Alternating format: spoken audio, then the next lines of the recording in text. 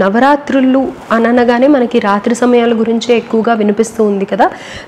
రాత్రికే ప్రాముఖ్యత ఇచ్చి రాత్రిపూట ఈ నవరాత్రులు జరుపుకోవడానికి, అమ్మవారిని ఆరాధించడానికి గల కారణాలు ఏంటి? అంటే శుంభ నిశుంభుల్ని, మధుకైటవుల్ని, మహిషాసుల్ని సంహరించినది ప్రదోషకాల సమయంలో.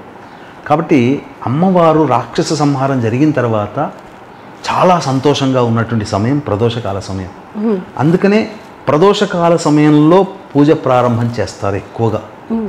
మీరు గమనించి ఉన్నారంటే వీక్షించేటువంటి ఆర్బీసీ ఆధ్యాత్మిక ప్రేక్షకులకు కూడా ఒక చక్కటి ఉదాహరణ ఇది. మీరు టెస్ట్ చేసుకోవచ్చు. ఉదయం పూట మీ దగ్గరలో ఉన్నటువంటి అమ్మవారి దేవాలయానికి వెళ్ళండి, అమ్మవారికి నమస్కారం చేసుకోండి, అమ్మవారి రూపాన్ని తనివి తీరా చూడండి. ఎలా ఉంటుంది? కొద్దిగా క్రోధముగా, కాస్త గుంభనంగా ఉంటుంది. అదే అమ్మవారిని అదే రోజు సాయంకాలం వెళ్ళి చూడండి, నవ్వుతూ రానాయన అని పిలుస్తూ నవ్వుతూ పలకరిస్తున్నట్టు ఉంటుంది. అంటే సంతోషంగా ఉంటుంది. మనకు ఏ పని బాస్ దగ్గర మనకు పని కావాలన్నా ఆయన సంతోషం ఉన్నప్పుడే మనం పోయి మన అర్జీలు పెట్టుకుంటాం. అలాగే అమ్మవారు కరుణించాలంటే అమ్మవారు సంతోషంగా ఉండేటువంటి సమయం ప్రదోషకాల సమయం.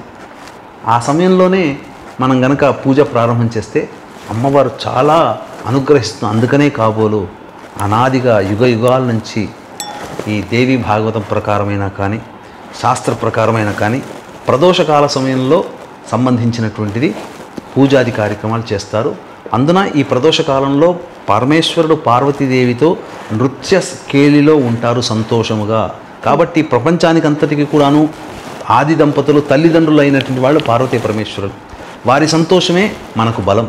కాబట్టి ఆ సందర్భంలో మనం పూజ చేసుకోవడం వల్ల ఆది దంపతుల యొక్క అనుగ్రహం సంపూర్ణంగా ఉంటుందని మనం చెప్పవచ్చు.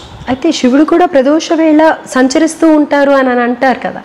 ప్రదోష వేళలో నృత్యం ఆచరించిన తర్వాత మానస సరోవరం గుండా శ్రీశైల పర్వతానికి చేరుకుంటారు.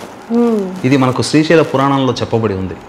కాబట్టి సాక్షాత్తు పార్వతీ పరమేశ్వరులు వృషభారూఢులై వస్తారు. కాబట్టి ఆ సమయానికి మనం పూజ చేయడం వల్ల దేవతలు మనకు అనుగ్రహిస్తారు. సాక్షాత్తు పార్వతీ పరమేశ్వరుల అనుగ్రహం కలిగితే, శివాజ్ఞ కలిగిందంటే జన్మ జన్మల దోషాలన్నీ తొలగిపోతాయమ్మా.